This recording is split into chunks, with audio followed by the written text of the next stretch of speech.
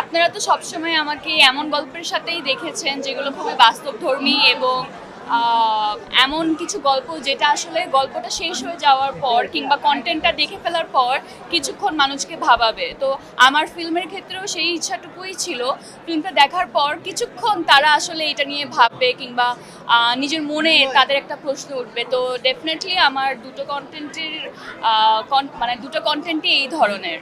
আশা করছি সবাই পছন্দ করবেন।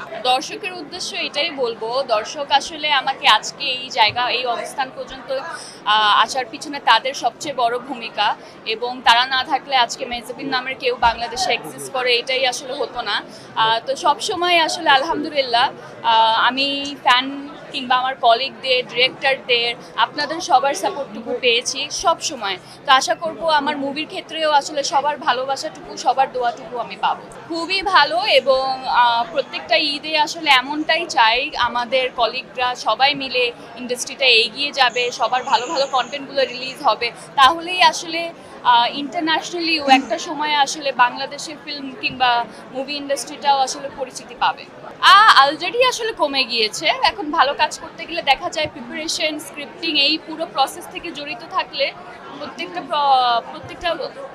প্রত্যেকটা প্রজেক্টের পিছনে 3 থেকে 4 মাস চলে যায়। তো 3-4 মাস যদি একটা প্রজেক্টের পিছনে যায় তাহলে বছরে 3-4টার বেশি আসলে করা সম্ভব হয় না, যদি কোয়ালিটি মেনটেন করে আসলে কাজ করা যায়।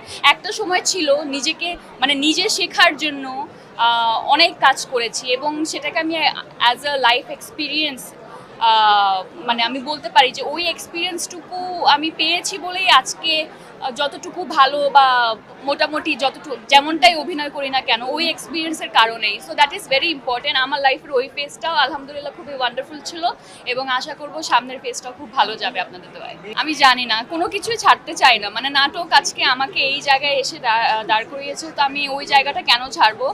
বাট ডেফিনেটলি আমি এমন কাজ করতে চাই না, এমন নাটকও করতে চাই না, বা এনি কন্টেন্ট যেটা অলরেডি আমি আগে করেছি কিংবা দেখার পর আমার অডিয়েন্স বা আপনারাই বলবেন ও মেহজাবিন তো এই ধরনের গল্প আগে করেছে, তো এই জিনিসটা করতে চাই না।